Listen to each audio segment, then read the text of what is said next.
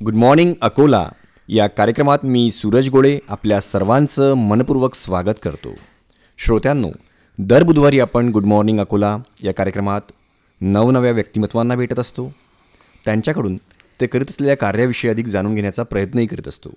श्रोत्यांनो, आपल्याला कल्पनाच असेल, मराठी रंगभूमीची सुरुवात सन 1860च्या दशकात झाली, जेव्हा ललित कलादर्शसारखी नाटकं उदयास आली आणि 1910 ते 1940 या काळामध्ये मराठी रंगभूमीने सुवर्णकाळ अनुभवला आहे. या काळात मान अपमान, स्वयंवर आणि एकच प्याला यासारखी प्रसिद्ध नाटके रंगभूमीवरती आली आहे. किर्लोस्कर, देवल, खाडीलकर, गडकरी यांच्यासारख्या लेखकांनी मराठी रंगभूमीला समृद्ध केलं आहे. रस्त्यावरचा रंगमंच हीच करी लोकशिक्षणाची प्रयोगशाळा असे मानणारे ज्येष्ठ नाट्यकर्मी आणि नटश्रेष्ठ निळू फुले आर्ट फाउंडेशनचे संस्थापक डॉक्टर रमेश विश्वनाथ थोरात यांना आज आपण आकाशवाणीच्या स्टुडिओमध्ये आम्ही आमंत्रित केलं आहे. डॉक्टर थोरात साहेब, सर्व श्रोत्यांच्या वतीने आणि अकोला आकाशवाणीच्या वतीने आपलं मी खूप खूप स्वागत करतो. नमस्कार सर. नमस्कार, धन्यवाद. थोरात सर ज्येष्ठ रंगकर्मी आहेत. ते कार्यकारी अभियंता या पदावरून सेवानिवृत्त झाले आहेत. ते अनेक पुरस्कारांचे मानकरीसुद्धा आहेत. राज्य नाट्य स्पर्धेमध्ये परीक्षक म्हणून सुद्धा त्यांनी अनेकदा काम केलेलं आहे. आणि सर्वात महत्त्वाचं म्हटलं म्हणजे नटश्रेष्ठ स्वर्गीय निळू फुले यांचे ते जिवलग मित्र आहेत. त्यांनी अनेक लघुचित्रपट, नाट्यमालिकांमध्ये सुद्धा अभिनय केला आहे. थोरात सर, आपलं हे जे एक 60 वर्षाचं एक कलाक्षेत्राचा प्रवास आहे, या प्रवासातल्या अनेक रंजक प्रसंगांविषयी आज आपण बातचीत करण्याचा प्रयत्न करूया सर. तर सुरुवातीला आपण थोडं सांगाल सर, आपलं बालपण कुठे गेलं आणि आपण कसं या नाट्यक्षेत्रामध्ये प्रवेश केला? खूप मनोरंजक आहे. मी तसा, माझं गाव आहे दहीगाव माटोडा, तालुका नांदुरा, जिल्हा बुलढाणा. अच्छा. तर मला माझं गाव खूप आवडते. म्हणजे असं त्यात मी 6 वर्षाचा असताना मला तुकारामाची, संत तुकारामाची वेशभूषा दिली. अच्छा. आमचे सोनटक्के सर होते, त्यांच्या मदत हे, आणि तुकाराम बीच कार्यक्रम गावात होता. अच्छा. त्यामुळे मला तो छोटा विणा वगैरे तो लाकडाचा त्या सुताराने बनवून दिला आणि खूप मजा, असं मस्त वाटायचं ते. आणि त्यावेळेस सर एक श्लोक सांगितला होता सोनटक्के सरांनी मला, तो अजूनही माझ्या पाठ आहे. अच्छा. तुकारामाचा तो असा एक आहे, पापाची वासना नको दाऊ डोळा, त्याहून आंधळा बराच मी, निंदेची श्रवणे नको माझे कानी, बहिरा करुनी ठेवी मज, अपवित्र वाणी नको माझी मुखी, त्याहून मुका बराच मी, तुका म्हणे नको परस्त्री संगती, जनातुनी माथी उठवावरी. म्हणजे तो श्लोक, आणि ते इतकं गाजलं सर मला, म्हणजे कौतुकाने कोणी जवळ घे, हे घे, ते घे. आणि मग 7 वर्षाचा असताना आमच्या शाळेच्या इमारतीचं उद्घाटन होतं. अच्छा. शिक्षण मंत्री येणार होते. मग त्यांच्यासमोर काय करायचं, मग आमच्या दुसऱ्या वर्गात होतो मी त्यावेळेस 7. तर दुसऱ्या वर्गातलं गड आला पण सिंह गेला बसवलं, आणि त्यात मी तानाजीची भूमिका होती माझी. अच्छा. मग तानाजी भूमिका त्या खेड्यागावातल्या तलवारी केल्या तयार मस्त सुतारांनी, त्या आपल्या फिरवत असं. तर ते मंत्र्यांना इतकं आवडलं सर, त्यांनी मला उचलून कडेवर घेतलं. आम्ही सगळे लहान लहानच होतो, 7 वर्षाचा आहोत. त्यांनी घेतला आणि प्रत्येकाला, आम्हाला 5-7 कलावंत होतो, 10,000 रुपये बक्षीस दिले. ही एवढी मोठी नोट होती सर ती, 10,000 रुपयाची. सगळ्यांना बक्षीस देऊन आम्हाला इतका आनंद झाला तेव्हापासून. आणि मग ग्रामीण नाट्यस्पर्धा सुरू झाल्या तालुका लेवलवर. बरोबर. त्यावेळेस आम्ही मलकापूर तालुक्यात होतो. अच्छा. मलकापूर तालुक्याची ती स्पर्धा सुरू झाली आणि त्यातही सहभाग मग आमच्या खेळाचा. आमच्या दहीगावचं पहिलं नाटक नंबर 1, इतकं चांगलं. म्हणजे तेव्हापासून तुम्हाला या नाट्यक्षेत्राची आवड होती. मग पुढे कसा हा प्रवास रंजकरित्या पुढे पुढे बहरत गेला? पुढे कसा गेला की मग बक्षिसं मिळत गेली आणि सगळ्यांना आनंद होत गेला. बरोबर. मग मी आमचं शाळेचं काम, नंतर माझे मोठे भाऊ पारस पॉवर स्टेशनला होता तो आर्टिझन म्हणून, पण तो लेखक खूप छान होता. लिहायचे माझे मोठे भाऊ, तेच आम्हाला दिग्दर्शन करायचे, शंकरराव थोरात, आणि त्यांच्या दिग्दर्शनात आम्ही काम करायचं. मग दरवर्षी नाटक असेच आमचं. शाळेजवळ ही गर्दी, आणि गॅस बत्त्या होत्या त्यावेळेस, लाईट नव्हते. मग बत्त्या वगैरे लावून नाटकं करायचे. तर ते असं वाढत वाढत गेलं. अच्छा. आणि मग दहावी झालो. गावातच 10वी होती आमची तिथपर्यंत. तर मीन टाईम काय झालं सर, मी भजनात जायचं. अच्छा. आमच्या गावात दिंडी निघे, त्यात पखवाज हळूहळू शिकलो. पखवाज शिकलो, मग तबला शिकलो, मग तुकडोजी महाराजांची, राष्ट्रसंत तुकडोजींची भजनं खेड्यागावात खूप प्रसिद्ध. बरोबर. आणि त्यातून प्रबोधन पण आहे. सबके लिए खुला है मंदिर है हमारा परदेशी केले, म्हणजे ते सगळं आत्मीयता आणि प्रबोधनात्मक होतं. म्हणजे कलेतून समाज प्रबोधन कसं व्हावं. करेक्ट. ते तुकडोजी महाराजांनी खूप गावोगावी पोचवलं. तर त्यात तबला वाजवायचो मी. अच्छा. मग दहावीत झाल्यानंतर मला मार्क मिळाले 74%. मग बाब म्हणे अरे आता 72चा तो होता दुष्काळ, मिलो ज्वारी आली, सगळं झालं. मी म्हटलं आता मग नाही म्हणत मी, मला काही चेन पडे ना, म्हटलं शिकलं पाहिजे. बरोबर. बाबासाहेब आंबेडकरांचं एक होतं ना, शिका आणि समृद्ध व्हा. बरोबर. मग तुम्हाला जर दरकाळी फोडायची असेल तर आधी शिका. बरोबर. त्यामुळे शिक्षण महत्त्वाचं होतं. मग मी पळून गेलो मित्रासोबत आणि सोलापूरला शिकलो. अच्छा. डिप्लोमा झालो. कोराडीला रिझल्ट लागायच्या आधीच नोकरीला लागलो. अच्छा. तिथून मग हा सगळा प्रवास. आणि मग जेव्हा तुम्ही घरून पडून गेले आणि शिक्षण केलं, त्यानंतर घरच्यांची काय प्रतिक्रिया होती? वडिलांनी काय आपल्याला घरच्यांची प्रतिक्रिया अशी होती की आम्ही सगळे रुळलेलेच होतो ना या नाटकात यात असल्यामुळे, हे पोरं कुठेही गेले तरी ते तसेच म्हणजे कामच करून येणार, असं काही चांगलंच करून एवढा आत्मविश्वास होता. सर, आपण बघतोय की राज्य रंगभूमी प्रयोग परीक्षण मंडळाची पुनर्रचनाही करण्यात आली आणि त्यामधील म्हणजे आपणच म्हणजे डॉक्टर रमेश थोरात यांना राज्य शासनाने सलग 3ऱ्यांदा या मंडळावरती नियुक्त केलंय. सर, मला वाटतं महाराष्ट्र हे रंगभूमी प्रयोग परीक्षण मंडळ असलेलं देशातील एकमेव राज्य आहे. Sir, yes sir. याविषयी आपल्या श्रोत्यांना कल्पना नसेल सर, त्याविषयी आपण काय सांगाल? रंगभूमी प्रयोग परीक्षण मंडळ महाराष्ट्र शासनाचं इतकं उत्कृष्ट कार्य आहे त्यांचं. अच्छा. त्याचं काय कारण सर की आता काही राज्यातही बघतो आम्ही असली लिहिलेलं सुद्धा सादर होते आणि त्याचे दुष्परिणाम होतात. मग आता आमच्याजवळ स्क्रिप्ट येतात त्या, म्हणजे मंडळ नसतं तर काय परिस्थिती झाली असती हे सांगवतही नाही. बरोबर. त्यामुळे परिनिरीक्षण मंडळ आवश्यक आहे. ते नाटक आपण त्या मंडळाकडे देऊन एक तो DRM क्रमांक होतो तो घेणं जरुरी आहे. तो नाही घेतला तर त्याच्यावर ॲक्शनही होऊ शकते. अच्छा. हां, तर तो घ्यायचा आणि कायमस्वरूपी मिळतो तो. मग कुठेही प्रयोग करायला तुम्हाला महाराष्ट्रात मोकळी. आणि महाराष्ट्र एकमेव राज्य असं आहे की ज्यात हे आहे. एकमेव राज्य असं आहे की जे राज्यनाट्य स्पर्धा भरवते.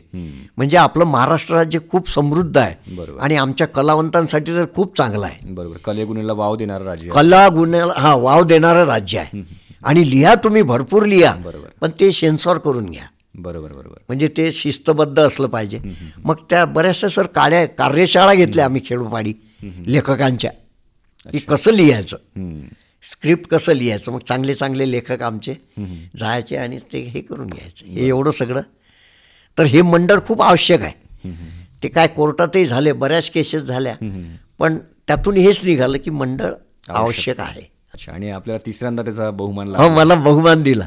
त्याचं एकच आहे सर की माणूस जर सिन्सिअर असेल, आपल्या कमिटेड असेल आपल्या वर्कला, तर तो दिसतोच कोणाला, त्याची दखल घेतल्या जाते. माझं राजकीय कोणीच नाही. बरोबर. खरं म्हणजे ते राजकीय असलं की ते बदलते असं असतं ते. पण आमचे सचिव आहेत, आमचे हे आहेत, ते सरकारी म्हणजे उच्च अधिकारी आहेत. त्यांना बरोबर ओळखता येते कोण कसा आहे तो कोण किती आहे. काम बोलतं म्हणतात, काम बोलतं म्हणतात तसं आहे. तसं आहे. सर, आपण गेल्या 60 वर्षापासून या नाट्यक्षेत्रामध्ये आहात. आपण छत्रपती शिवराय, शाहू फुले, आंबेडकर यांचे विचार आणि प्रेरणा घेऊन पुढे जात आहात. Yes sir. तुम्ही आताच सांगितलंय संत कर्मयोगी गाडगे बाबा असतील, तुकडोजी महाराज असतील, यांना आदर्श समोर ठेवून आपण देशभर कलेतून समाज प्रबोधन करता, समाज कार्य करत आलाय. तर हा आपला अनुभव कसा विशद कराल आपल्या श्रोत्यांना? खरं सर, मला सांगतो मी, मला सर्वात पथनाट्य खूप आवडते. पथनाट्याचं काय आहे की एरवी एखादं थिएटर आहे तिथे नाटक करतो आम्ही, प्रेक्षकांना तिथे यावं लागतं. बरोबर. ते खर्च रस्त्यात जाण्या येण्याचं ते वेगळं, इथे तिकीट काढून बसावं लागतं, हे बसावं लागतं. मला सगळ्यात आवडता प्रेक्षक म्हणजे पथनाट्याचा प्रेक्षक. त्यात लहान मुलापासून म्हाताऱ्यापर्यंत, रिक्षावाल्यापासून तर ते कारवाल्यापर्यंत, म्हणजे असे ऑल कॅटेगरी जर तुम्हाला कुठे सापडत असतील तर पथनाट्य. त्याला ना लाऊडस्पीकर, ना खर्च आता आहे, ना पैसा लगता आहे, तिकीट आहे त्याला, ना तिकीट आहे. असं रस्त्यावर आम्ही सुरू करतो आणि खूप खूप गर्दी जमते. आणि मी बघितलं सर 10 मिनिटात लोक रडतात सुद्धा. ते झोंबलं इथे, म्हणजे मनाला लागलं की ते रडतात सुद्धा. हे मी अनुभवलं आहे. अच्छा. आणि खूप मजा येते. तुम्ही MSCB कार्यकारी अभियंता होते सर, म्हणजे आणि हे सगळं करत असताना या नाट्यक्षेत्रामध्ये पण आपण आपला वावर होताच.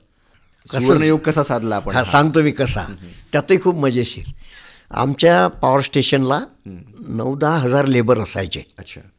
प्रोजेक्टला मोठं प्रोजेक्ट, त्यात सिव्हिलचे लोक, त्यात मेकॅनिकल, त्यात इलेक्ट्रिकल, त्यात सगळ्या कॅटेगरीचे आणि ऑल स्टेटचे लोक असायचे. कोणी बिहारमधून आला, कोणी MP, कोणी इकडून. बरोबर. तर काय व्हायचं सर, ॲक्सिडेंट खूप व्हायचे. तर मग त्याच्यावर उपाय तर पाहिजेच. मग पोस्टर लावायचे. कोण पोस्टर बघणार, ते कोणी बघेना. कोणी मग भाषण आपलं कॅसेट लावाय, कोणी भाषण करायचं, तेही नाही ऐकायचे कोणी. त्यात दृकश्राव्यामुळे काय झालं की ते असं छातीत बसून गेलं त्यांना. आम्ही पथनाट्य करायचो कॅन्टीनच्या जागेत. कॅन्टीनच्या वेळेतच, चहाच्या वेळेतच, कुठे वेगळा प्रोजेक्टचा वेळ घ्यायचा नाही. बरोबर. कामाच्या वेळेत, कामाच्या वेळेस. आणि हे तिथे बसलेले, त्यात आमचं पथनाट्य. अच्छा. त्यात रडायचे लोक. मग हेल्मेट वापरायला लागले, मग सेफ्टी शू वापरायला लागले, मग लाईफलाईन वापरायला लागले, मग हँडग्लोव्ज वापरायला लागले.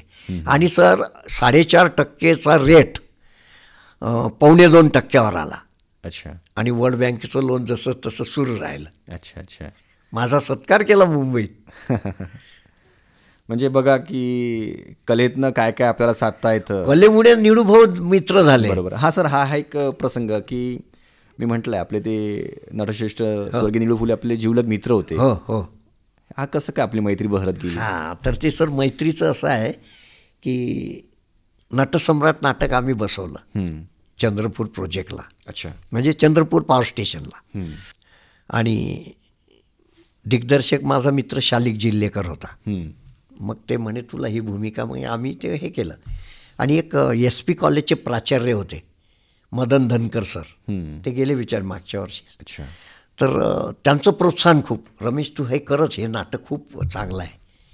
आणि मग आम्ही ते घेतलं सर करायला स्पर्धेसाठी.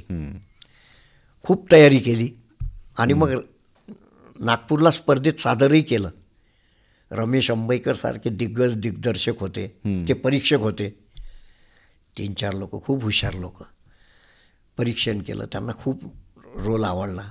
आमचा बाळ कुलकर्णी होता लोकमतला उपसंपादक. त्यांनी सगळ्या पेपरला दिलं, लोकमत आणि सगळीकडे पूर्ण वृत्तपत्रांना त्यांनी दिलं की ग्रामीण कलावंतामध्ये नटसम्राट आहेत. त्यांनी जे तोकड्यात काही लाईट नाही, हे नाही, त्या तशातही करून दाखवलं. मग भीमरावकडे निळूभाऊ बसले होते. तिथे हे वाचण्यात आलं भीमराव पांचाळ्यांकडे. मग म्हणे यार हा कोण कलावंत आहे पाहू आपण. आणि चंद्रपूरचा आहे म्हटल्यावर त्यांचे मित्र हे एकनाथराव साळवे, माजी आमदार होते. एकनाथराव साळवे तर मित्र आहेत आपले, हा कुठेतरी पत्ता लागेल. मग आपण असं करू, रमेश थोरात चंद्रपूर महाराष्ट्रीय विद्युत केंद्र एवढं पाठवून देऊ पत्र. निळूभाऊ हिरव्या शाईनं लिहित. अच्छा. हां. आणि इनलँड पत्र, दुसरं कोणतंच नाही. ते इनलँड मोठं असायचं. बरोबर. त्यात असं लिहायचं सही. आणि आलं मला पत्र. ते मला खूप आनंद झाला. आणि मी म्हणे 16 डिसेंबरला येतोय चंद्रपूरला. हां, चंद्रपूरला माझ्या मित्राला भेटायला, तिथे आपली भेट होईल. आणि गंमत अशी आहे की एकनाथराव साळवे म्हणजे बाबाच म्हणू त्यांना. बाबांची माझी आधीच ते कचऱ्या हिंदुस्थानी करतो ओळख झालेली. अच्छा. ते म्हणे अरे येऊ दे निवडूला, आपलं घरचंच काम आहे. मग तशी ती भेट झाली. त्यांनी मग मला विवा शिरवाडकरांना भेटवलं, लेखकांना, डॉक्टर श्रीराम लागूंना भेटवलं. हे सगळ्या कलावंतांना त्यांनी मला भेटवलं. नाना होते त्यात. सगळ्यांची म्हणजे जवळून रामनगरकर होते, दादा कोंडके, सगळ्यांशी जवळून ओळख करून दिली. हा कलावंत आहे. आणि इथून मग तुमची मैत्री आणि मग तो मैत्री वाढत गेली. तुम्ही आता उल्लेख केला आहे की कचऱ्या हिंदुस्थानी, म्हणजे मला वाटतं महाराष्ट्र आणि देशभर आपण स्वलिखित गाजलेली एक पात्री प्रयोग आहे हा. याचे अनेक प्रयोग सुद्धा आपण केलेले आहेत. 3003 प्रयोग केले. बापरे. तर नेमकं काय या एक पात्री प्रयोगातनं आपण काय मांडाय? कसं आलं माझ्या मनात ते. आधी 3 अंकी नाटकं करो, 2 अंकी करो, पण सर वेळेवर तालमीलाच यायची नाही. अच्छा. कोणी पाठांतर करायचं नाही. नाटक कसं झालं पाहिजे, असं दमदारपणे झालं पाहिजे. अरे कल आते परसो आते, जाने देने यार टाईम पे कर लेंगे. त्यात सर मला खूप हे वाटायला लागलं आणि मग मी ठरवलं की हे आपण आपलंच करावं. आपलंच करावं म्हणजे मग काय करावं. मग मी काही पथनाट्य काय करू, तर ते मी माझं जुळवलं मग की हे यातून आपण एक पात्री उभा करू शकतो. मग लिहिलं मी ते. त्यात अशी थीम आहे सर की एक आई आपल्या मुलाला उकिरड्यावर अच्छा टाकत नाही, ठेवून देते. ठेवून याच्यासाठी देते की अंधश्रद्धाळू असतात हे लोक, अंधश्रद्धेमुळे त्यांच्या घरचे, की होणाऱ्या मुलाचं जर तोंड बघितलं बापाने तर तो आंधळा होईल आणि मरूनही जाईल. याच्या पोटी ते हिचं पोर पाळायच्या मागे असतात आणि ही तर त्याला वाचवते, मारून टाकण्याच्या मागे असतं, पण ही वाचवते. मग ते उकिरड्यावर ठेवते. मग पालापाचोळा कागद जमा करणारी दुसरी आई येते, ती मला उचलून घरी नेते. मग तिथून त्याची कथा सुरू करतो तो. अच्छा. हे अशी आहे कचरा हिंदुस्तान. हां, कचरा हिंदुस्तान. आणि शेवटी सर त्याला राष्ट्रपती पदक मिळते. अच्छा. म्हणजे मुलांना मला हेच सांगायचं की चांगले कामं करत राहा तुम्ही, त्याची दखल घेतल्या जाते. मला वाटतं सर एक बकरी शेर खा गई या प्रतिकात्मक शीर्षकातून समाजात जी विकृत मानसिकता आहे त्याच्यावर आपण प्रहार केला आहे. म्हणजे समाजातील लहान मुलींपासून तर वृद्ध महिलांवरती होणारे अत्याचार जे आपण मांडले आहेत, ही नेमकं बकरी शेर खा गई. हे आमच्या गावात एक रसूल मिया असते. अच्छा. तो शेरो शायरी करते. तो सगळ्या लोकांनाही बोलावते शेरो शायरीचे. आणि रात्री मैफल असते एक. त्यात रसूल मियाचा शेर असतो, कागज पे लिखी शायरी बकरी चबा गई, चर्चा पूरे शहर में बकरी शेर खा गई.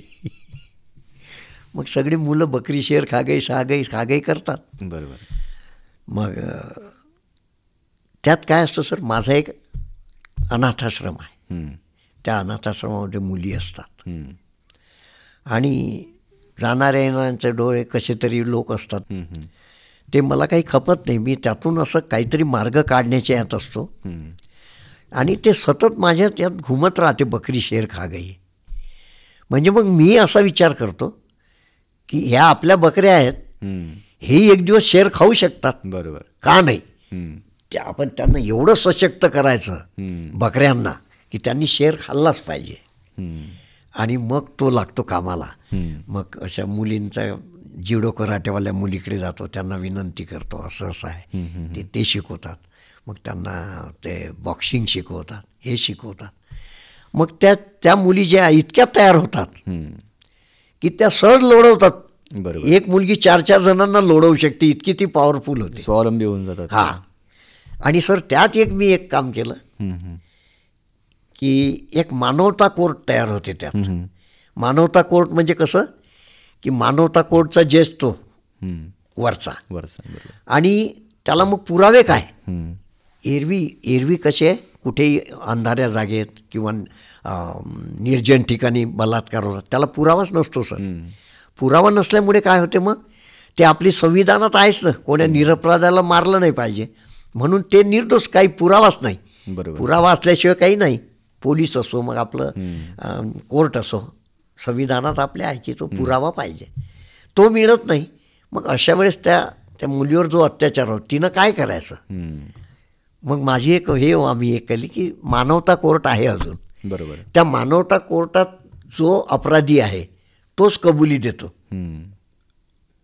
ज्यानं अपराध केला आहे तोच कबुली देतो. त्यामुळे वेगळ्या पुराव्याची गरजच भासत नाही. तो स्वतःच सांगतो मी केलंय. मग तशी कंडिशन आम्ही तयार करतो. अच्छा. 10 मुलींनी त्याला गाठलं की तो कबूलच करतो. म्हणजे अशा पद्धतीने आणि मुली सक्सेस झाल्या की मला सांगतात, बाबा बकरी शेर खा गई. आणखीन एक पथनाट्य आपण केलं होतं, माणूस आहे का जनावर. मला वाटतं या माध्यमातून आपण जे शेतकरी आत्महत्या मोठ्या प्रमाणात होत होत्या त्याला आळा बसावा म्हणून आपण एक पथनाट्य केलं होतं. हे पण फार गाजलं होतं, खूप गाजलं सर. तर यातनं नेमकं आपण काय मांडलं होतं. यानं नेमकं मी हे मांडलं सर की आत्महत्या हा पर्याय नाही. बरोबर. तुम्ही आत्महत्या करता म्हणजे स्वतःची सुटका करून घेता, बरोबर. बाकीच्यांना तुम्ही संकटात टाकता. त्याच्यावर आत्महत्या हा पर्यायच नाही, तो त्यात सुचवला आहे सर. अच्छा अच्छा. की काही जरी असलं तरी तुम्ही काही वेळ का होईना त्यात त्यांना एक बिरबलाची गोष्ट टाकली मी. अकबर दरबारात प्रश्न विचारतो की मुझे 4 शब्दों का एक ऐसा सेंटेंस बताओ, ऐसा एक सेंटेंस बताओ कि मैं कितना भी खुश रहूं तो भी मुझे थोड़ा दुख लगना चाहिए वो सुनने के बाद, और जब मैं दुखी रहता बहुत और वही 4 शब्द अगर सुनने मिले तो मैं खुश होना चाहिए. तर अकबर बिरबल सांगतो, कोणीच दरबारात बोलत नाही, बिरबल म्हणतो मैं बताता हूँ बहुत इजी, ये वक्त गुजर जाएगा. मग मी शेतकऱ्यांना त्यांनाही हे 2 पात्र दाखवून त्यांना सांगितलं की हे राहणार नाही, हे बरोबर, हे बदलेल. बरोबर. हे बदलतेच हे आपलं.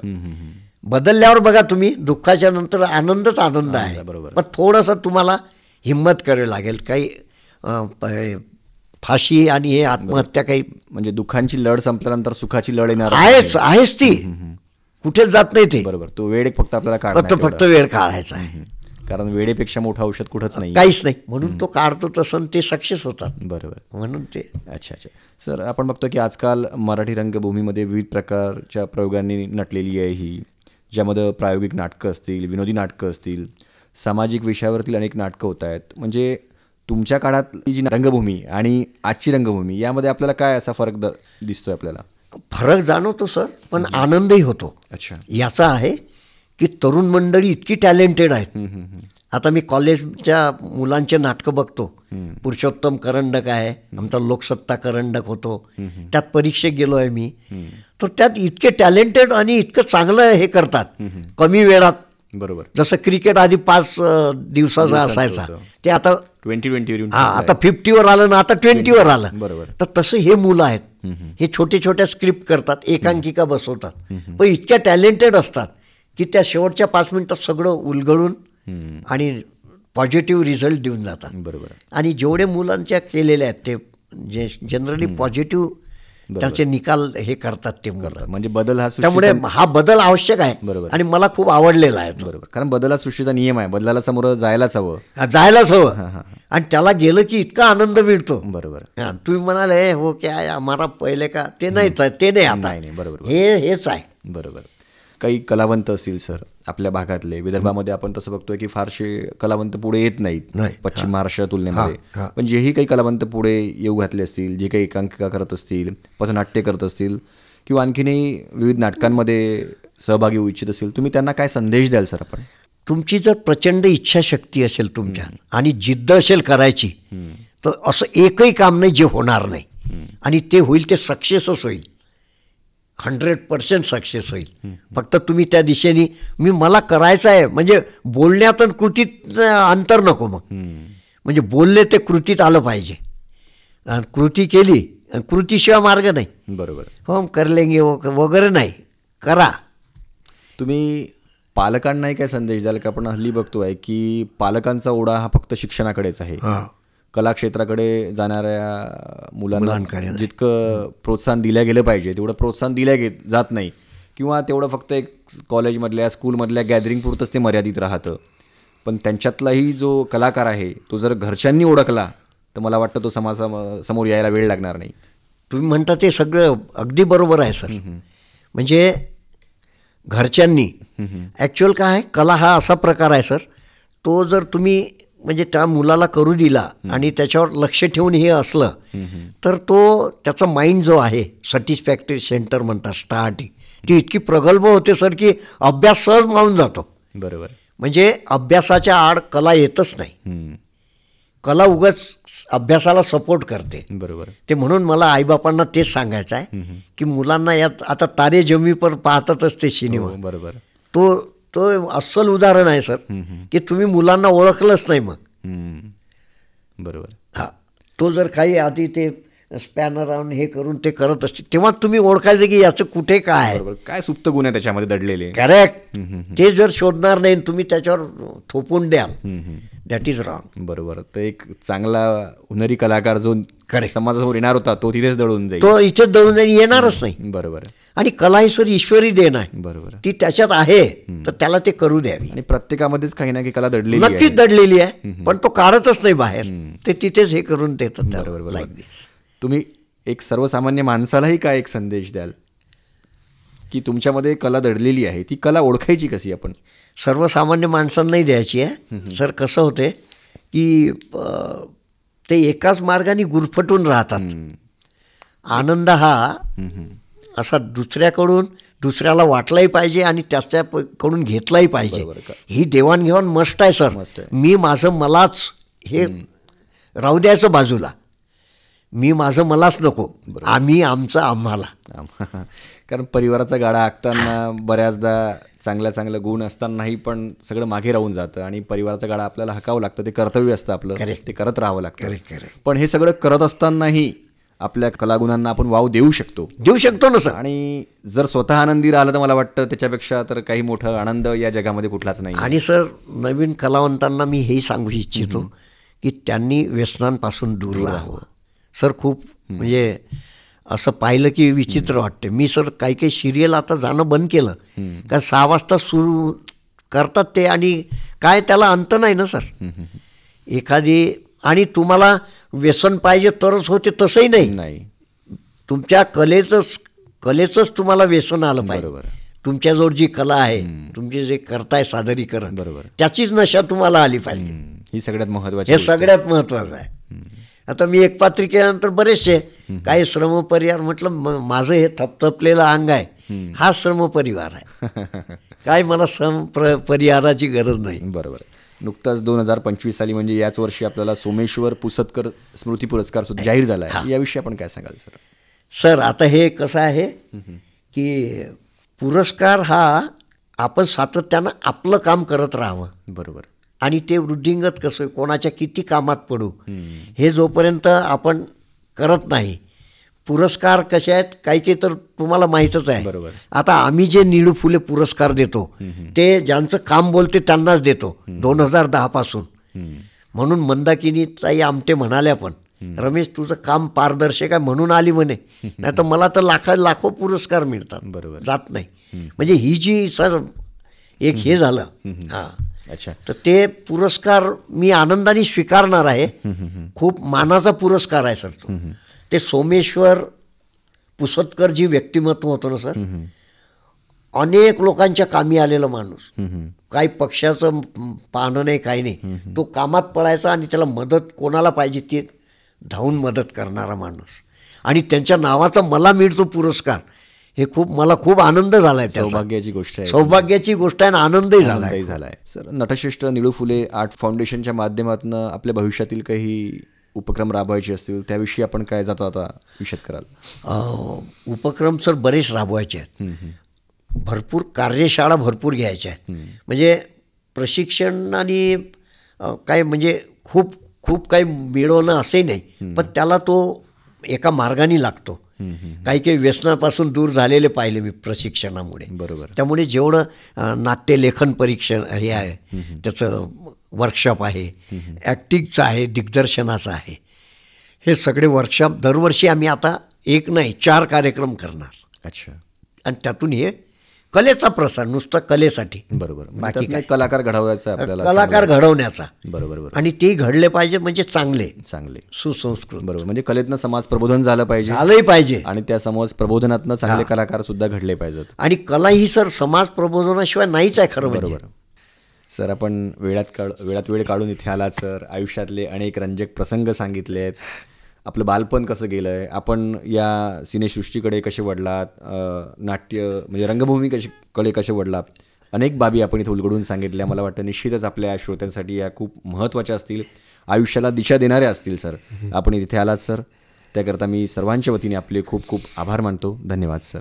मी पण धन्यवाद अदा करतो.